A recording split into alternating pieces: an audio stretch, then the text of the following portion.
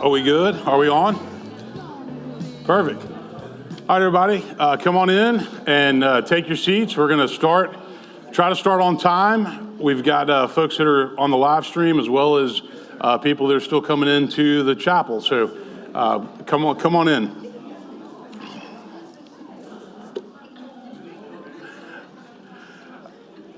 All right, welcome if you're on the live stream, welcome if you are here. Tonight is the first of a 4-week series that we're doing that is titled Faith and Civility in the Public Square. And we have a host of speakers. I will kind of give you an overview in just a second, but I'd love to begin tonight with a quick word of prayer, and then I'm gonna let us dive in and I'll introduce the series. Let's pray.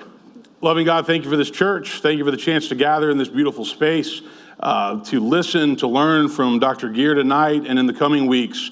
We're grateful to live in this country, and we pray that this will be an informative series, one where we can learn, where we can open our minds, and as Christians, where we can help be leaders when it comes to the topic of civility and faith as it relates to our politics. All this we pray in Christ's name. Amen. So again, welcome. Tonight we have Dr. John Geer, and I'm going to introduce him in just a minute. Our Congressman Jim Cooper was supposed to be here, but he let me know this past weekend that he had to be in Texas for a committee assignment, and he regrets that he cannot be here. But next week, we will have his brother, who is our mayor, John Cooper, as well as Samar Ali. So next week, Mayor Cooper, Samar Ali. 2 weeks from tonight, we'll have David French, who is a veteran and a journalist, has a lot of interesting insights when it comes to faith and politics. And then the final night of the series, we will have a dialogue with Governor Bill Lee. So a great 4 weeks. We've made sure to balance it out with Democrats and Republicans. And tonight we are going to bring back an old friend that I will introduce in just a second, John Geer. He's the dean at Vanderbilt and a professor of political science. I want to share with you, I sat down today to just kind of write a couple of things down as to why we do a series like this, because I think it's good to put that out there. Some people say, are you crazy? Why are you doing this? Well, no, we're not. But here are some of the starting premises for why we are doing this series. And I'm just going to share these with you. So the Faith and Civility series, the talking points, starting points, to acknowledge that faith and morality do play a significant role in the life of public servants, regardless of political party.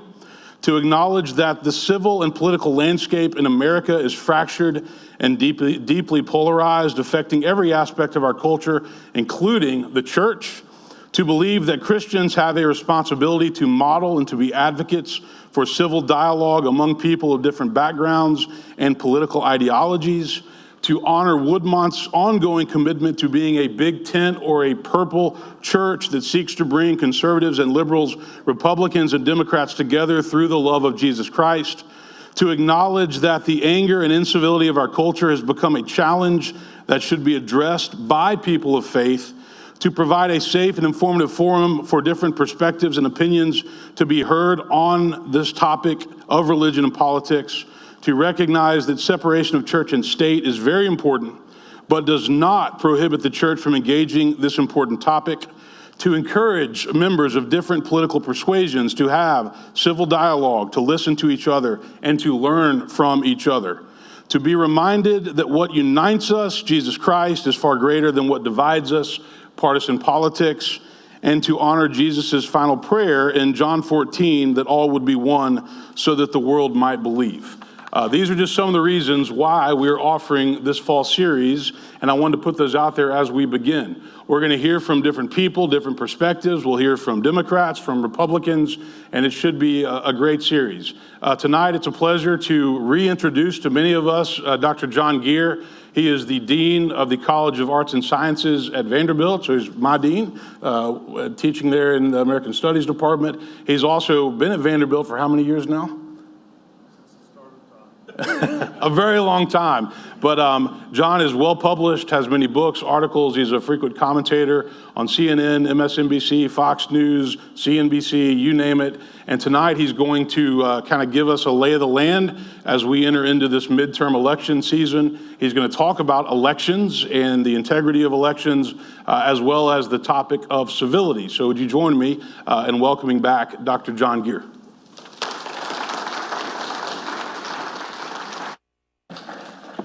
I assume I can steal one of those waters. All yours. Well, thank you, Clay, and thanks for the chance to come back. I assume people can hear me just fine? Okay, well, good. Well, this is always fun for me to talk about elections. Do I need to move the mic? Okay. Because I love elections. I also want to talk a little bit, as Clay indicated, about civility, though I'll frame it more thinking about unity, especially at this day and age. So politics today is tough. There's no debate about that. I mean, in fact, you see people, I'll be talking with somebody and they'll gingerly ask me what my partisanship is. And then if I answer, which I tell them I'm a raging moderate, which I kind of like to get the reaction to. But, I'm voted largely Democratic, big D Democratic over the course of my life. But you can see that it makes them nervous, because if they're Republicans, they're worried there's going to be some sort of fight. And that's a terrible way to begin, because the realities are that, and we'll talk a little bit more about this, is that if you lead with your ideological chin, that's what you start every conversation with, and you start your policy conversations with that, you're going to be wrong half the time, because the realities are that the other side's right about half the time. And we're here in the state of Tennessee, and the legacy of Howard Baker continues to loom large in a lot of different ways. And that was Howard Baker's basic mantra, that when he was negotiating with somebody across the table, his belief was they just might be right. And so that's where I try to present it, and we'll talk a little bit more about this. But what I want to start is to set the context, so we're moving to Probably better if you don't mind. Sure. Do I need to take this off, or is it it's dead now? Well, I'll just pull it out of my pocket here. See, I was going to be able to use technology as an excuse for why I was no good, but now Clay's fixed me on that. So what I want to do is set the context for the election, talk a little bit about it. I wouldn't want to make any strong predictions about what's going to happen, because of 6 months ago, it was pretty clear to everybody that the Republicans were going to have a very good year in 2022. And now, 3 months later, that's not at all clear. It's possible that the Democrats will do a lot better than, in fact, many had anticipated. So we'll just have to see. Do I need to put the mic further away or up closer? Okay. So let's just kind of sketch out what's going on with midterm elections. One of the recurring patterns in American politics has always been that in the midterm election, the president's party loses seats, and oftentimes a lot of seats. President Trump lost control of the House. The Republicans controlled the House after his election in 2016, and they proceeded to then have it turned over to the Democrats in 2018, or by January of 2019. Barack Obama in 2010 had a bloodbath on the Democratic side. This is a recurring pattern. It's really been recurring since the Civil War. There are a couple of notable exceptions. 2002, following 9/11, George Bush's party, the Republicans, picked up a few seats. In 1934, following the New Deal and the implementation of it in FDR's response to the Great Depression, the Democrats picked up a few seats. But basically, you can reliably count on the president's party to lose seats. So that suggests that it should happen in 2022. A couple of things to keep in mind, and structural factors that are really important. First of all, most of the models that think about midterm elections is they pitch them as referendums on the president.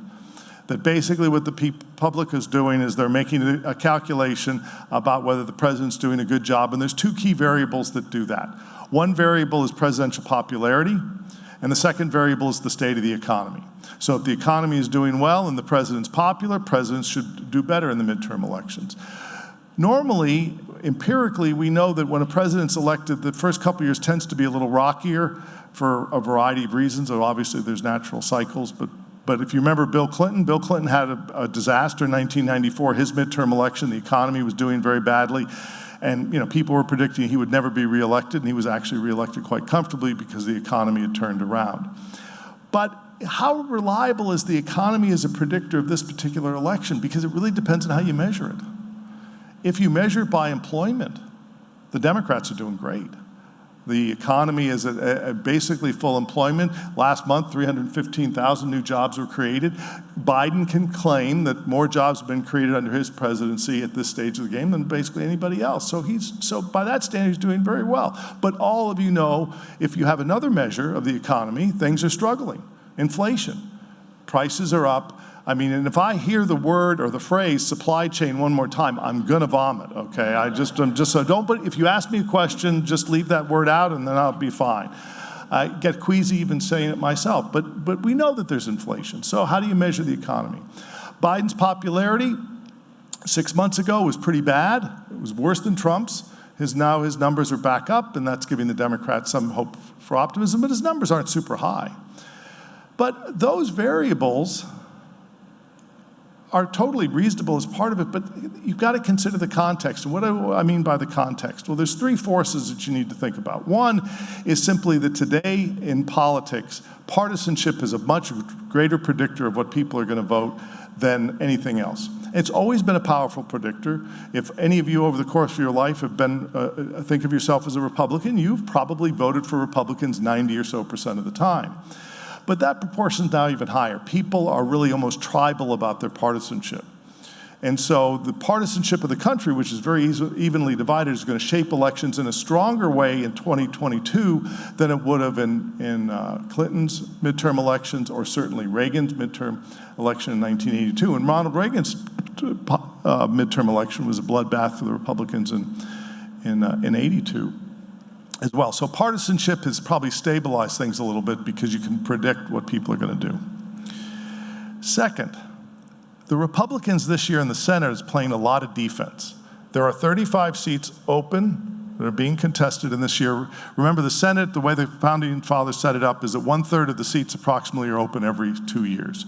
And in this year, the Republicans are playing defense. They're defending 2/3 of the seats. So that gives the Democrats a lot of targets to potentially gain seats and puts the Republicans at a disadvantage structurally that'll make it harder for them to pick up. They might pick up a seat or two, but it's probably harder for them to go beyond that. If it had been different, where let's say the Democrats were defending 21 seats, it would be almost impossible for the Democrats to hold. That's one. In the case of the House, here's an interesting statistic. So the House, as you know, didn't flip, but almost flipped to the Republicans in 2020. There was a prediction that the Democrats would gain a few seats in the 2020 election. And if you remember, the polls were off in general in 2020 by quite a bit. They were predicting a comfortable Biden win. As we know, it wasn't a comfortable win. They were predicting good gains in the House, and that did not happen. And Nancy Pelosi and the Democrats hung on by just a handful of seats. Well, here's a statistic that's worth considering. One could argue that the Republicans got a little lucky that year in the following way. Prior to the casting of the ballots in 2020, Charlie Cook, who runs a very famous set of predictions and insights about races, he counted 27 of the House races. All 435 are up every 2 years. 27 of them were toss-ups, which in and of itself, think about that proportionally. 27 out of 435 were considered toss-ups. That's just not enough competition. You want to have a lot more toss-ups that it could go either way. But again, because of the way redistricting works and because of partisanship, a lot of these seats are just solidly going to be Democrat or Republican regardless of what happens. Of those 27 seats, the Republicans won 26 of 27. That's pulling an inside straight. Now that means that if the Democrats happen to get lucky on a couple, they could take back some of those seats. So the Republicans are a little bit more vulnerable in the House when you take a closer look than it appears. The other thing that's going on in the Senate is that there have been a series of candidates. As you know, Trump has been trying to control the nomination processes on the Republican side and have led to some candidates that are problematic. And problematic, not from my point of view, as you could say, well, as a professor, as a big D Democrat, problematic from people's point of view like Mitch McConnell. Mitch McConnell is worried he's not going to be able to be majority leader again because of the quality of some of these candidates. Herschel Walker. I mean, he made a comment that climate's not a problem because we even have more trees in Georgia than we did a few years ago. I don't know how to react to that. I don't know what to say about that. Or my favorite race, if you guys want to follow great political entertainment, is watch the race in Pennsylvania. That is just pure entertainment because this guy, Dr. Oz, I'm sure most of you, if not all of you, know the name, lives in Jersey, decides he's going to run for Senate in Pennsylvania. Trump endorses him. He wins the primary. He's not a very good candidate. This guy Fetterman, I'm not convinced how good a candidate he is either, but he certainly has a sense of humor. And Oz has done a couple of things that have been what candidates shouldn't do. He's in a grocery store in Pennsylvania, and he starts talking about the crudité and how expensive it is. Well, in Pennsylvania, and I was born in Pennsylvania, went to school in Pennsylvania, it's called a vegetable tray, okay? Let's just be clear about it. It's called a vegetable tray. And then he talks about how he wanted to buy some tequila while he was there at the grocery store. Now, any of you who happen to have spent any time in Pennsylvania know that Pennsylvania is a very complicated state when it comes to alcohol because you can't buy it at grocery stores. There's separate stores that are controlled by the state that serve alcohol. So Fetterman just pounces on this with his social media. Or when Oz tries to pretend to be, so to speak, a Pennsylvanian, he goes and has a cheesesteak in Philadelphia. That's a rite of passage, right? Fetterman posts something immediately, says, and shows the picture, a rite of passage, and Oz is up there eating the cheesesteak, a rite of passage for all tourists, the Philadelphia cheesesteak. I mean, this is great stuff. But Oz isn't a great candidate. And this is true if you go to Arizona, Masters is not a very good candidate. So the Republicans may end up paying a price because they're defending a lot of seats, but they've also put forward some candidates that aren't as strong. And that's a product of the primaries, and the primaries play to an ideological extreme in some cases, and Pennsylvanians and Arizonans aren't necessarily as ideologically extreme as that. They may still pull out those races, but it's certainly putting the Republicans a little bit behind the 8 ball. And there's good reasons to think the Republicans could, in fact, not get the Senate back. And if you were to guess at the various scenarios right now, you'd probably guess that the Democrats barely hold on to the Senate and the House probably goes still to the Republicans. But there's a lot of things that can happen between that. So when you think about these structural features, you have to realize that this is going to be a super competitive race. This country is divided 50-50. The last couple of presidential elections have been decided by very minor margins. Biden did well in the popular vote, but he still, won a handful of states by just, literally thousands of votes that allowed him to take the college. So you've got that structural feature to deal with. And the other thing that's happened when you get back to the referendum theory is that 6 months ago, Biden wasn't getting much done. And all of a sudden, there's a deal struck with Joe Manchin, and they're starting to get things done. And that's given Biden a boost in the polls. It's changed people's attitude. Biden feels clearly better. He's being much more aggressive on the stump, so to speak. He gave a very controversial speech last week that's still, being digested in all different kinds of quarters. And we can certainly talk about that speech if you want to. But things are looking better for the Democrats because getting back to that referendum, Biden's looking a little stronger. His poll numbers are up, and he did get things accomplished. And it's one thing the public wants is they do want things accomplished. And the bill that's dealing with climate and infrastructure and things, these are big deals, and they're really going to be, whether they're the right bills or not, again, I don't have enough knowledge to judge that, but Biden is getting things done and is delivering on some of his promises, certainly not all of them, but that gives him an edge. So when you think about all this, there are reasons to think it'll be very close. There are reasons, in fact, the Democrats think there's, a chance they could take both houses. That would really have interesting political implications if they do, because that would be viewed as a referendum against Trump. It won't be that easy. because it'll be more of a split decision, and then Trump will be able to claim that he still has lots of power and he'll run.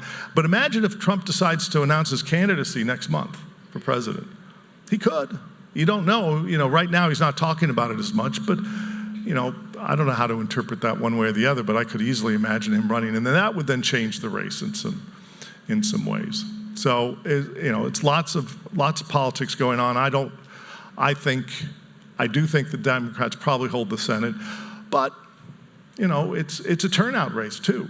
And one thing that we don't know enough about is that we know that Donald Trump, regardless of what you think of Trump has activated millions of Americans to turn out and vote that never voted before. And you've got to give him credit for that, because one of the things about a democracy is we want people to vote.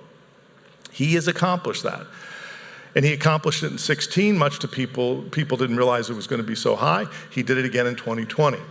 In 2018, when he was not on the ballot, the turnout was not as high and the Republicans suffered. And he tried to make it a referendum on himself. He's trying to do that again, but he's not on the ballot, so does his supporters come out in droves like they did in others, or do they tend to stay at home, which would give the Democrats a little bit of an additional edge? And again, we just don't know. But these are the factors to consider and to think about. It used to be that these elections were much more predictable because we could measure the economy, we could measure popularity, and we could come up with a prediction. But so many other things have changed because one party seems to be, the Republicans are having much more ideological battles in their primaries on average than Democrats, and that's true. And you've got this partisanship. So the previous models and their ability to predict, you've got to have a little bit of just be a little bit cautious. And also the polls. I mean, I'm a pollster. I understand how polls work. I also understand that 2020 was a disaster for the polling industry. And when the polling's showing that the Democrats are doing better in the House, how much should we believe that? I think there's picking up something, but again, we could have huge turnout numbers in ways that confound the polling, and the Republicans could have a big night on that first Tuesday in November. It's totally possible. But I think right now, the way to think about American politics is it's super competitive, and it's going to continue to be competitive, and you'll have some sort of close outcome that it won't be able to be a statement that there was an anti-Trump vote or a pro-Biden vote, or if you want to interpret it as anti-Biden. It's going to be mixed, is all likelihood, because we're a deeply divided country. We're divided not only because of polarization, but we're just a 50-50 country. It's going to be very close. The irony, of course, is that while we are 50-50 countries, certain states are not close. I mean, right now I can make the bold prediction that Tennessee will go for the Republican nominee for president in 2024. I mean, that's real insight there, right? I mean, I'm really going out there on a limb. Vermont will go for the Democrats in 2024. I mean, again, another bold prediction. But so there's a lot of states that aren't. There's only a handful of states that are battleground states, which of course is ironic because we don't get like in Tennessee, we don't feel like we're part of the presidential campaign, but if you live in Pennsylvania or you live in Arizona or whatever, you were drowning in ads. So that's kind of this landscape for the midterm elections. As I said, I want to talk a little bit about unity and civility and all like that, but I'm happy to take any questions you have about the midterms now, or we can have it later. It's totally up to all of you. Come back to it at the end? Sure, yeah, I'm happy. Okay, so on the unity front, there isn't anybody in this country who doesn't feel that there's disunity, and more so. So how to think about this? Well, there's a couple of things that I want to describe and obviously get your reactions to. First of all, from a definitional point of view, unity does not mean that we agree on matters of policy. It's not that at all. Because the realities are, this country's always disagreed about policy. We've always had those disagreements. And in fact, what a democracy is is a set of institutions, a set of rules that are designed to adjudicate those differences that would allow the Democrats to control government at one point in time, allow Republicans to control it at another time. Democracy is premised on the belief that we disagree, that we have differences of issues. What do we want to do with funding of schools? What do we want to do in regards to the environment? We have legitimate differences, and the purpose of democracy is, in fact, to adjudicate them. But what we do mean by unity isn't that we agree on matters of policy, but that we agree about the rules of the game. That we agree we have a constitution, we agree that we have separation of powers, that we have elections, we have the ability to vote. Those are the things that we agree upon. And further, this is really critical, in my opinion, maybe the most important thing, is that there is a set of evidence that we agree exists that describes the world with some accuracy. So think of the political system as a courtroom. In a courtroom, you have the judge making decisions. You have the plaintiff and the defendants making their cases. You have the jury rendering a decision just like the public. But you have a set of evidence that everybody agrees that exists. And you can't just introduce new evidence because that's outside of the bounds. That in fact, both sides will interpret that evidence in various ways. So let's take the state of the economy. No one should dispute that unemployment is really low because it is low. No one should dispute that, in fact, inflation's high because right now it is high. So how do you want to interpret that? That's what politics is all about. That's what we want to battle over. We want to let the Republicans make the case that inflation is so bad the Democrats should be turned out of office. And the Democrats say, wait a second, yeah, inflation is not where it wants to be, but it's coming down, gas prices are coming down, and you have a full employment economy. That's really what matters. People are back to work. Now, which argument do you want to believe? That's the right of the public to decide that. So both sides can make the case, but they're relying on a set of evidence. What's changed in this country is people are making stuff up. They're saying things that just aren't true. That is a serious problem, and that's a problem that exists both on the left and the right. I think at this point in time, because Donald Trump does make stuff up more. I mean, if you may believe that the election was taken from him, there's just no evidence for it. There's no evidence for it. 65 courts have ruled on this. All of them have thrown it out, with half of them being overseen by conservative judges.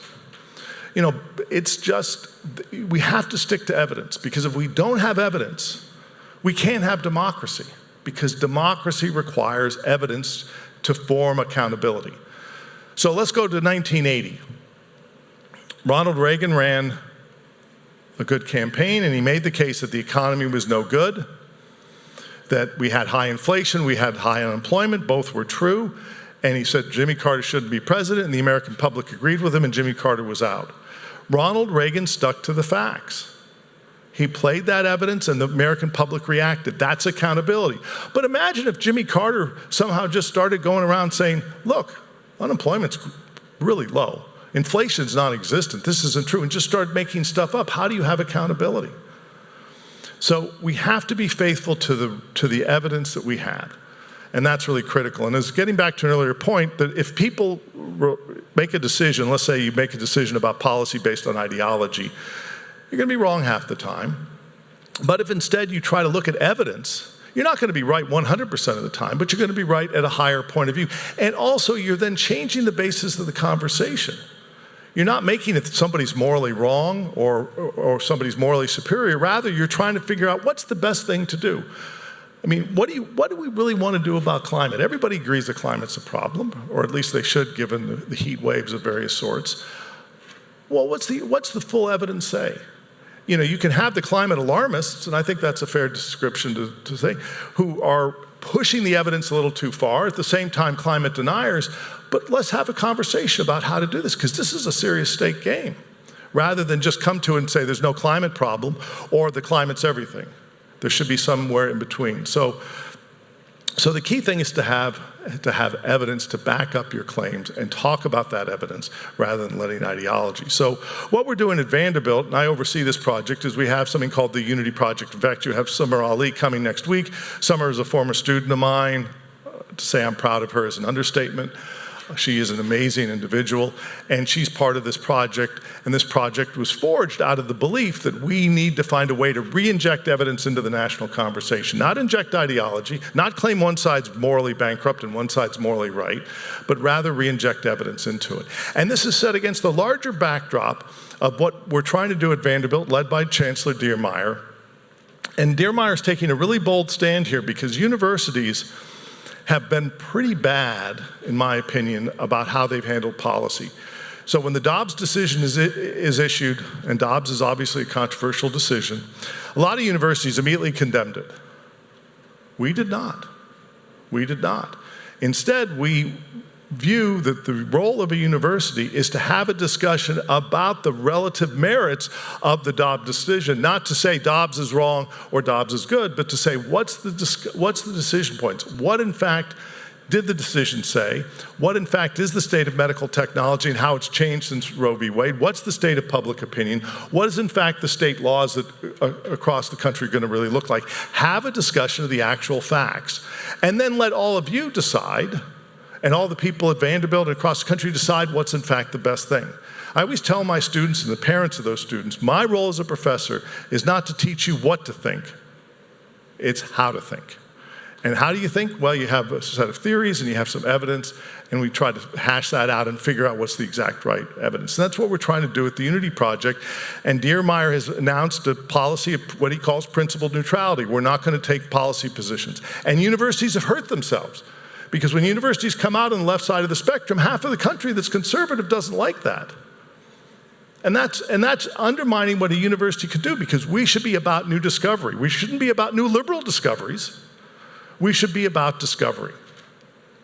And so we are trying to really push this argument. My faculty aren't necessarily happy about it because they tend to be much more liberal, much more pro-choice, and I respect that. And they have the right to that opinion, and they can say it as they see fit. It's called academic freedom. But the institution doesn't need to announce a position. They simply can take a position of principled neutrality and let others kind of hash out the arguments and provide that forum for those kinds of conversations. So I think that's really important. As part of this, and there's been a lot of programming tied to the Unity Project. Out of the gate, we had Al Gore and Condoleezza Rice give presentations. We wanted to have someone from the left and the right. The interesting thing, people will assume that Gore is a liberal and that's why he stands on climate is so liberal. No, it's actually not the case. Al Gore has always been driven by evidence. Al Gore took very conservative policy positions in the 1980s, especially on arms control, much to the irritation of many Democrats. Why? Because he believed that's where the evidence led him. And he was way ahead of climate, and that's because the evidence in his mind, even as late as the late 80s, this is what he stood. And he wasn't coming at it from a liberal position. He came at it from an evidentiary position. And it's important to understand that, even though now, obviously, given the shift in the country, he is, in fact, a liberal, but that's not how he necessarily got there. Again, it was evidence that drove him. Condoleezza Rice, very much driven by evidence. And one of the things that we did decide to do in this, and I led this particular effort, is that if we believe in evidence and we have this idea of what unity should be about, we should go about measuring it. And so with one of my trusty graduate students, we set out to measure unity in the United States. We've been able to measure it back from 1980 to the present. And the measure is a compilation of different indicators: how much polarization is in Congress, how many protests are taking place, what's the state of the public's trust of their fellow citizens, how ideologically extreme are people, these kinds of measures. We put them into a measure. And it tells an interesting tale, one that's worth considering. That when Ronald Reagan became president, that's our first year of data, and we want to take it back further, but that's the data we have right now. The country was much more unified than it is now. But two things. The fact that unity's gone down tells me that maybe we're measuring something right. The fact that Reagan represented a reasonable high point makes sense, given, as many of you can remember, that there may have been disagreements about stuff, but there wasn't disagreements over fundamental values of the Constitution. So it's declining. But the high point, it's a 0 to 100 scale. 100 is perfect unity, 0 is absolutely no unity. that unity is basically varied between 40 and 65 for the most part. So it's been in the middle. Their low point was, in fact, during the Trump presidency, and a particular moment was called Charlottesville. Again, when you think back on that moment, that's not a big surprise. 9/11, we saw it pop up, but it's never gotten above 72. Even 9/11 or in the first Gulf War. And so again, remember that when we think we're periods of unity, it's not that we all agree. Because get back to what democracy is about. It's about adjudicating those differences and finding a solution that's temporary, that the Democrats will be in power for a while and then it goes back to the Republicans. And that oscillation of power is really important because you don't want to have just one party running the country for a long period of time. And on average, parenthetically, every 8 years we change parties in the presidency. It's actually literally 8.3. And the reason it's 8.3 is Franklin Delano Roosevelt, who the Democrats had power for 4, and then add on a year for Truman. That's highly unusual. It just doesn't happen very much. We change. In fact, what happened in 2020 is pretty unusual. Usually presidents get 2 terms. The last time it happened was Jimmy Carter and obviously Bush, but Bush was a little different because George H.W. Bush, 41, was coming on the heels of 8 years of Reagan, so there'd been 3 Republican elections in a row. Carter had replaced Ford, and so it'd been a shift in parties, but he was out just after 4 years. So the situation with Trump is like Carter, just doesn't happen very much. Again, because there's these kind of natural rhythms in American politics. But the Unity Index indicates we're declining. It's ticked up under Biden. Unity has increased under Biden. Not a lot, and who knows how permanent it'll be, and it's not clear how much to make of it. And it's also true that during many of the years of Trump's presidency, his numbers were low, but not dramatically low. There were certain points that it hit, like the Charlottesville. So again, you don't want to overstate. It wasn't like unity was 0 under Trump. It wasn't. It was a little lower than average, but again, certain periods of time it wasn't horrific. It's, people also have to remember that one of the things about Trump's presidency is the stability of his numbers. He was in the low 40s most of the times. He varied a little bit, but anybody recall the variation that might have taken place under George W. Bush? He stood at 90% approval in the Gallup poll following 9/11. He left office in the low 20s. So he had huge shifts. And Trump was very stable because people had made up their minds. Whatever he did, people liked him or disliked him. It didn't vary a lot. But with Biden, it's up a little bit, and you can interpret that in a good way. But we need more unity in the country, but not because we want to agree on matters of policy. We just need to agree about how we decide those policies and be sure that we're dealing with evidence and not just assertions and not just claims that are things. And, in the Trump case, and I've been thinking about this a lot, the election denying movement is a real problem for this country because you're denying what's the evidence that seems pretty clear to me. And again, if somebody has other evidence, I'd be happy to entertain it.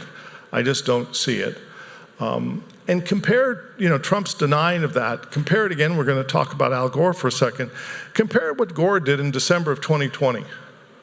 Not 2020, December of 2000. In his heart, he felt he'd won that election, but it had been decided elsewhere. I'm sure lots of people advised him to not go along with the court, to fight it, to challenge it, to not accept it. He chose to accept it, even though, and in fact, of course, he oversaw the actual counting of the votes as vice president. That's what they did, was the ultimate irony for the former vice president. But he made a decision about that. He stood up for the rule of law. And that's really an important thing. Richard Nixon stood up for the rule of law. Richard Nixon, resigned the White House, turned over the tapes. Imagine the crisis. He could have said, I'm not turning over the tapes. Or he just burned them. He could have done that. And I don't know, they wouldn't have had any smoking gun. He probably would have stayed in office, but he turned them over. Why? Because he believed in the process. He believed in the rule of law. He didn't like the decision, but he did it. And so that's the key thing. That's what we need with unity. And that's the thing that worries me about the current situation, is, are we putting the country at risk? Now, there have been plenty of other times that this type of stuff has gone on. You think about the Civil War. Those of you who want to read about a harrowing period of time in American history, read about Grant's presidency and the kind of polarization he was dealing with right after the Civil War. It's just god-awful. And so there have been other periods of this which give me some comfort in the sense that we can certainly come out of this. And I do have, at the end of the day, faith in the American public that they will decide to move in the direction that supports small d democracy, because there is broad support for it. But again, we've got to be sure we've got that evidence that we rely on to make those kinds of decisions. So, the Unity Project is again, not about ideology. If you take a look at the advisory board, we have Democrats and Republicans of all different stripes, because we want those views. We were able to secure Bill Haslam's participation in that. And I told the governor, I said, Governor, I want you on this board or to be chair, because I said, you can't trust Meacham and I. That's basically what I said. You can't trust Meacham and I. I said, Meacham and I think we'll be in the middle of the spectrum, and we're going to be way off in left field, which is actually not true, because John grew up a Reagan Republican. But the realities are that I said, you need to check us. And Bill realized that he needed to check us, and so he kindly agreed to serve. And that's the important thing. I mean, it's like, for those. I've become a Liz Cheney fan. I would never have thought, I would have been, but why? Because she took a principled stand and stood up for what she thought the evidence told her. She didn't like that, but she took that stand, and that's those are true patriots. And she paid an electoral price, and was prepared to do that. I suspect history will smile on her quite nicely, but we'll have to see.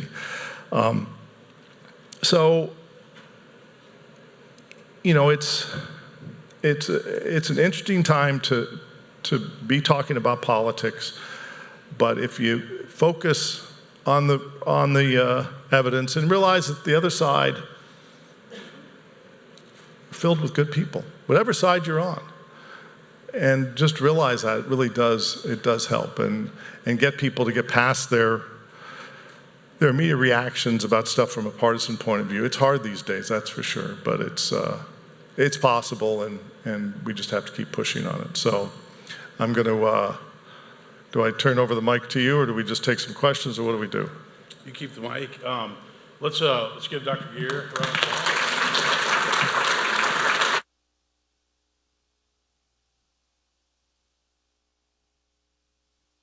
There we go. Okay, so I'm going to ask a couple questions, and then Jay's going to work around and hit some that are here in the chapel. So part of the series, first, thank you for your comments, and as always for being here. Do you have any thoughts on the topic of civility? And do you think civility has been in sharp decline as we've entered the digital age, or has civility always been strained?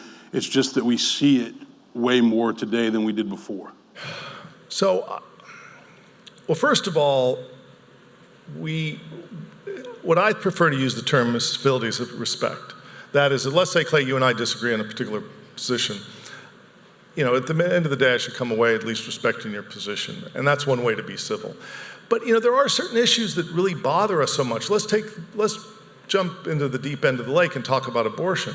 Those people who strongly believe in pro-life, they think it's such a problem that they have to take strong stands and not necessarily be civil about it. And you have to respect that. That's First Amendment rights. And so it's a tough issue to balance. You want people to show respect. You want people to have a battle. You and I fight about a particular issue, and let's say you win, and I don't like it, but I have to respect that and live with it. And also give people a chance to talk and not talk over each other. And I think a big problem with civility right now is social media. If I had one piece of advice, I'd just stop watching social media. It's just crazy. And it leads to people thinking that the country is more divided than it is, because you listen to what people are posting on social media, and it's just crazy. And that's a big problem. So we've always had, people have always had ideological extremism, but they now have a much better, they have a voice, they have an ability to reach out in ways that are very, very, very different than just a few years ago. So I'm a big believer that the news media collectively, or let's just call it the media, they're a serious problem. And this is not a statement about Fox News. This is also a statement about MSNBC. I try to watch both networks from time to time, and certain people I can watch because I feel like they're being faithful to the evidence. Other ones just make me completely crazy because they're, in my sense, making it up. But kids are watching this stuff too and listening to it. And so, when you ask, here's a piece of evidence for you. If you ask the American public, or let's say we've done it here in Tennessee, we ask people, are you liberal or conservative? And you get an answer. The state is more conservative than it is liberal, but it's not wildly so. There's probably about 40% identify themselves as conservative, about 25% liberal, and then the rest are moderates. And that, by comparison to other states, we're certainly more conservative. But if you ask Tennesseans how conservative are their fellow Tennesseans, or how liberal their fellow Tennesseans are, they believe they're way more conservative than they really are. Way more conservative. Where is that coming from? That's coming from social media. And that's a big problem. So that people think the state, their fellow citizens, are really super conservative when they themselves are much more moderate.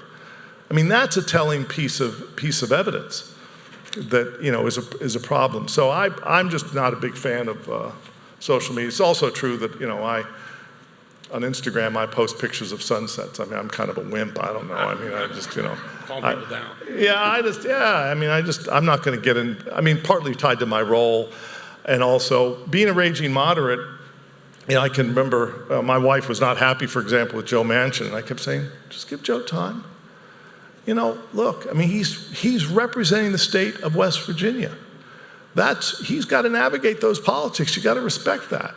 But that's kind of how I approach it. But I do think the social media stuff is a big problem. All right, next question, and then we'll go to the audience, is what about the role of religion and faith in terms of the polarization? And then also what I try to tell folks here at Woodmont is that if religion has been part of the problem and the divide, it can also be part of the solution if we take that charge to try to lead. Because if you can't have civil dialogue in a church where you're grounded in the love of Christ, then where can you have it? Yeah, I think that religion is really one of the ways to get out of this in the following way. That is that, you should, maybe you've already had Bill Haslam come, but have him come talk about his book. That's a really powerful book because he kind of just sketches through, in a sense, he's pitching that politicians need to be humble. And that if they are humble, they're going to just be able to govern much more effectively. And he's a super thoughtful person. And he really does care about evidence. And I've been in numerous conversations with him where someone's laying out a position that he completely disagrees with, and he's just very calm about it and says, okay, so what's the evidence for that position? What's the evidence for this? And that's what he cares about. And that's the kind of leaders that we really need. And he thinks that the teachings of the church provide a guidepost by which you can get out of some of this mess, because what it's about respect, it's about turning the other cheek. It's also finding ways to realize that these things shouldn't be personal, though a lot of people take them. But being humble before God is certainly going to be a path forward. And that's what I think what you're doing here and what the rest of the congregation is doing is really important, because it just gives you the chance to do that. And that's, people say the separation of church and state should be absolute. Well, that's founders never intended that. And it's too fundamental to American politics and to understanding America. And that's certainly a path forward. And hopefully it's one that will continue to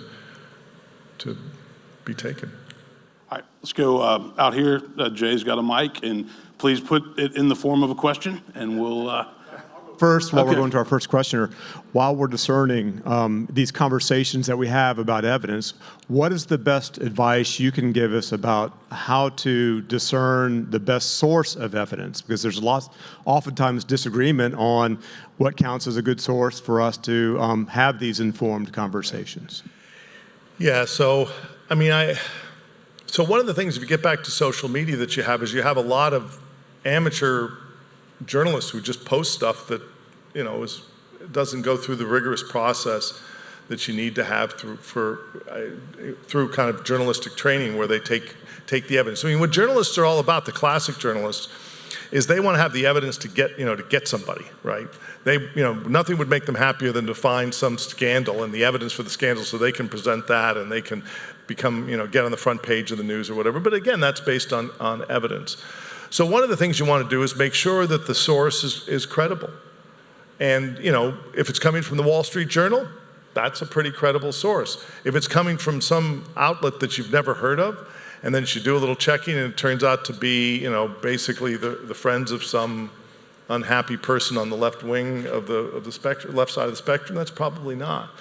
But that's part of what's going on, is that we're also in our own media bubbles. And what that does is we have a tendency as humans to seek out information that reinforces our opinions, and that we're not seeing enough evidence and other positions, so we keep getting reinforced to spins out to the left or to the right because of these media bubbles. And so one of the key things is I would say, because there's going to be a lot of crappy journalism out there on the left and the right, is make sure you're listening to both sources from the left and from the right, because you want to get that, because that might give you some more of a balanced view. And a lot of this audience will understand this. One of the things that's gone on is we talk about the media. That's a misnomer now. That in the 1970s or whatever, 1960s, the media was not a crazy term. You had a set of newspapers that were kind of driving the conversation along with the three major networks. And that was actually really important for American politics in the following way, is that in the evening, when you sat down maybe at dinner or just before or after dinner, you turned on the TV and you had the choice of maybe just two stations. Maybe you could watch Cronkite, or you could watch Chancellor, or whoever was the network news. Everybody was subjected to that information. Now, there's been a lot of analysis about that. The media's coverage those times, they weren't left or right in their coverage of topics, but what they did do is they did cover topics that tended to be favor the left or the right. So there was kind of a media bias, but not exactly as people thought. Cronkite did try to present information that was straightforward and as best as he could, and describe the events of the day as best as he could. But people had no choice. They couldn't opt out. So that whether you were a Democrat or Republican, you'd actually hear about the scandal Nixon faced, or you'd hear about the problems Johnson faced in Vietnam. You'd hear about those. Now you could be in a bubble where you wouldn't be getting that conflicting information. And instead, when you're watching, what's going on now is that when you sit down to watch TV, first of all, you can stream things, so you don't even necessarily watch the news, or you could watch the cooking channel, or whatever the devil you want, or you just simply watch the same show over and over again that's reinforcing. So my biggest recommendation is obviously try to look for the credibility of the source, but seek different sources. I try to read the Wall Street Journal and the Post most days, and that helps a little bit. But that's the information environment. The other tragedy of American politics is our local media has really dropped in quality. I mean, the Tennessean was a great newspaper, I mean, take that personally. yeah, but you think about what's on the front page of the Tennessean. I'd be much happier if his article was on the front page of the Tennessean, but it's not. Instead, what we get, it's just they don't have the coverage and the turnover in the journalists.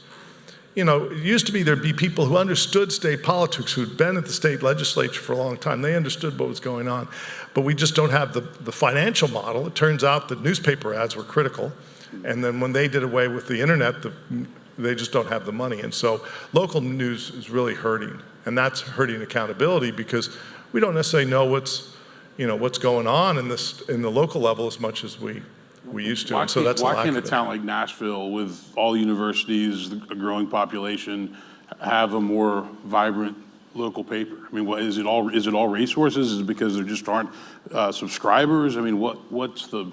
That's always been perplexing to me. Yeah,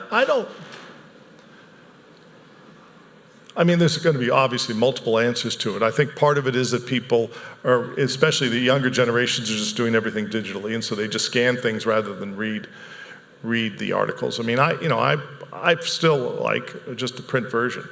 I mean, I do a lot of scanning on the web, but I think that's part of it. But it is partly resources. And I don't know what the subscription rate is. How many people have the Tennessean delivered in print to your front door? Okay. And how many people had it 10 years ago? Yeah, it's just more. I mean, people are just dropping off coverage, and that's a big problem.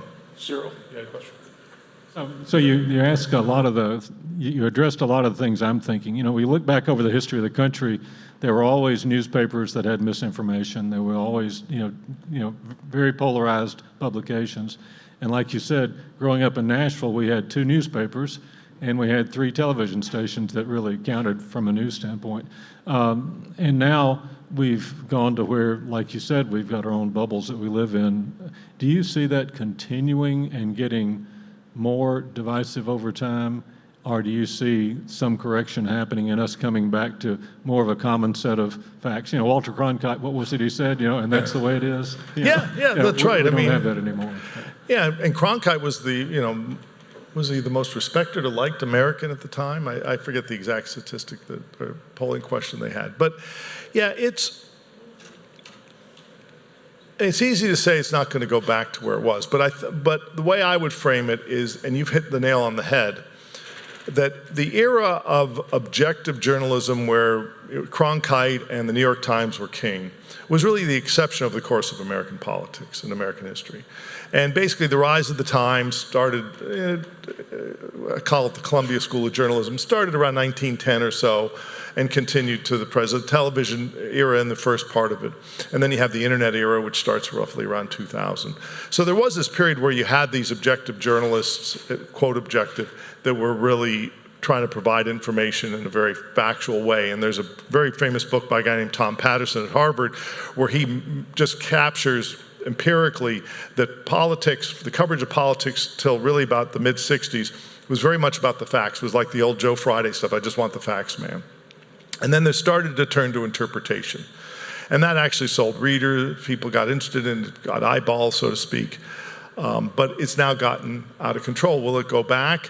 Well, it may or may not, and new platforms are going to arise. I mean, it's interesting, when TV was founded, right, people would think it was the end of democracy. And now we think, God dang, bring it back. I mean, we just want we want Cronkite back. But people thought democracy was going to be undone by television. And of course, now people thought at first the internet was going to be this great small d democratizing force, and now people are worried about it. But some other platform's going to come along. And you think about the newspapers of the 1800s, how partisan they were. I mean, they were unbelievable partisan. And actually, presidents would actually publish their own newspaper to make their case.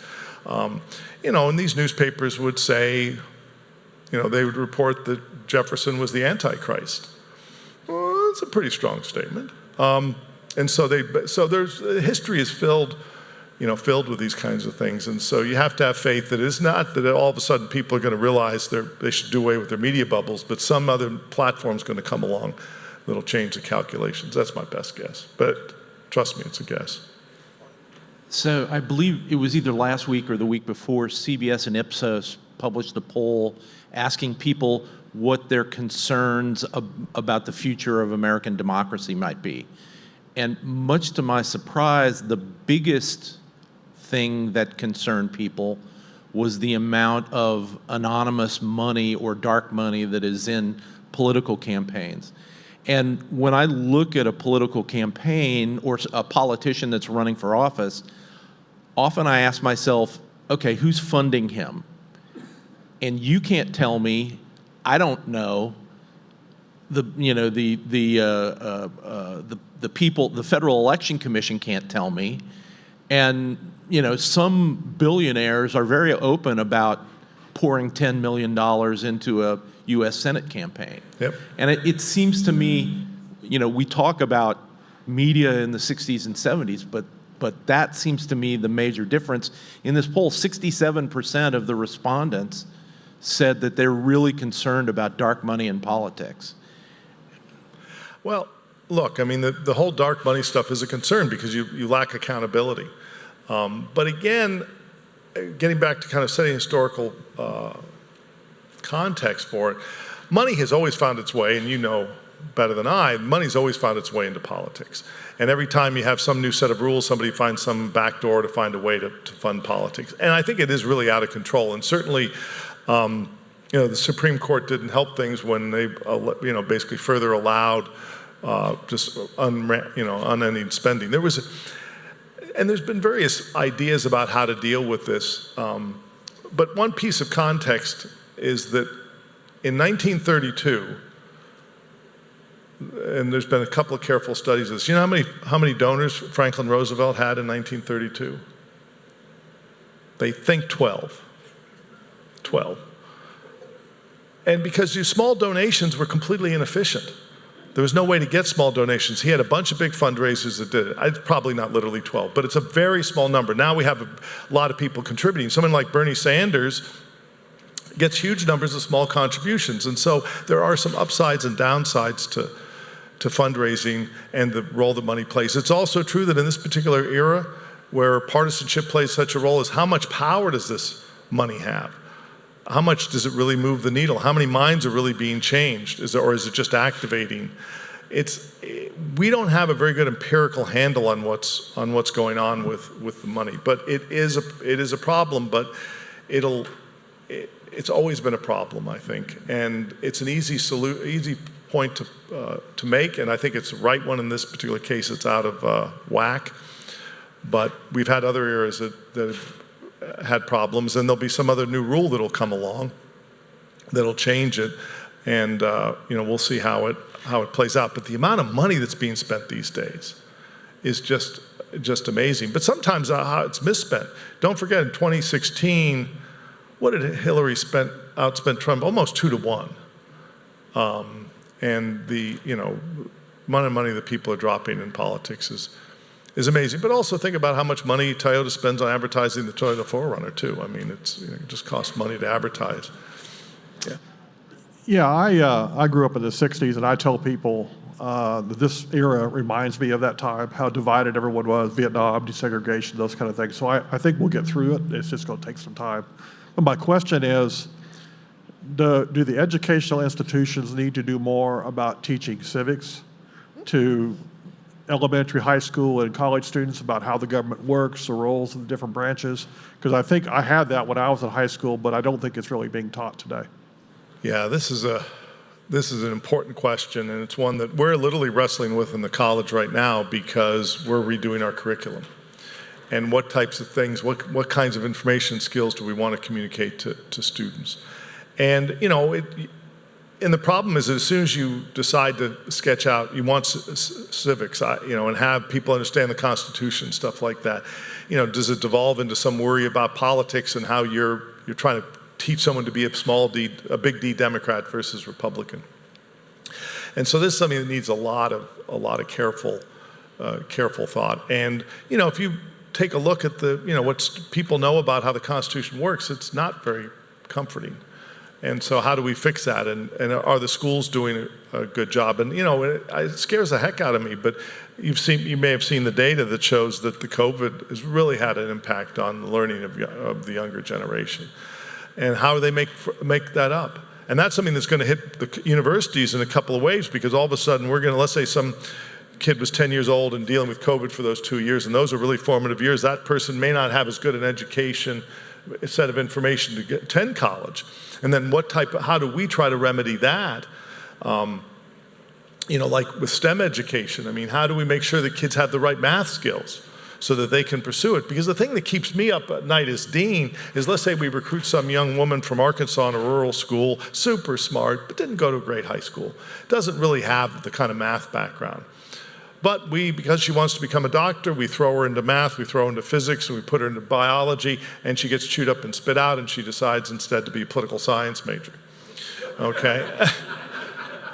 That's a loss potentially, because maybe she would have been a great surgeon, and we didn't set her up for success.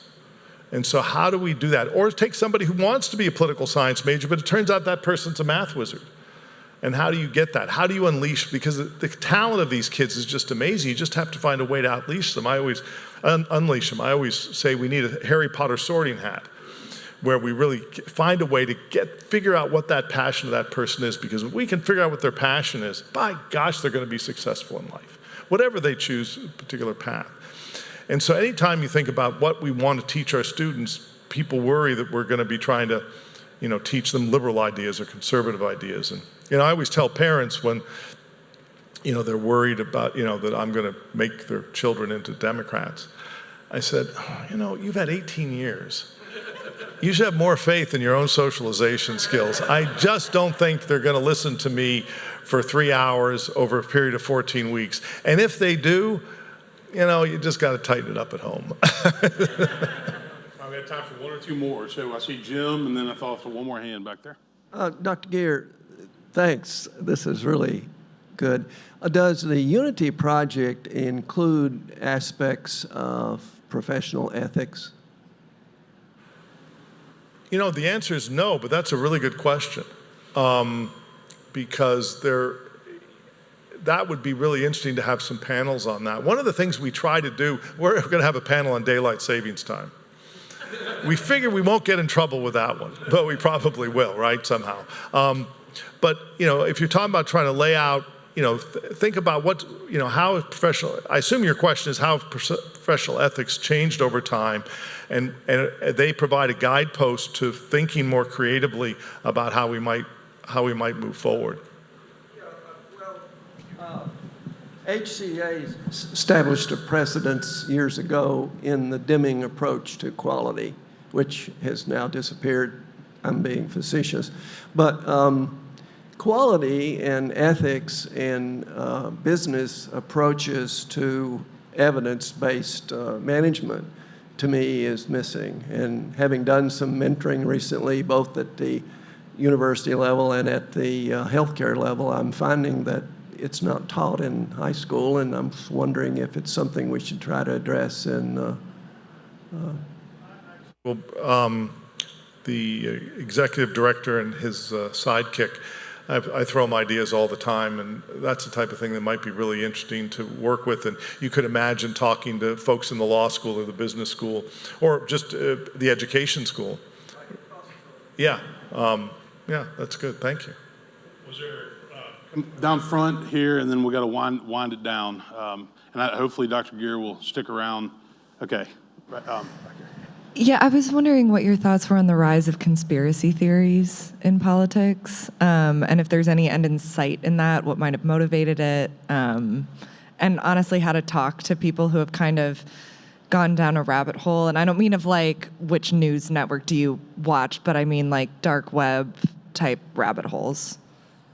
Well, I mean, first of all, the reason conspiracy theories exist is they're interesting, right?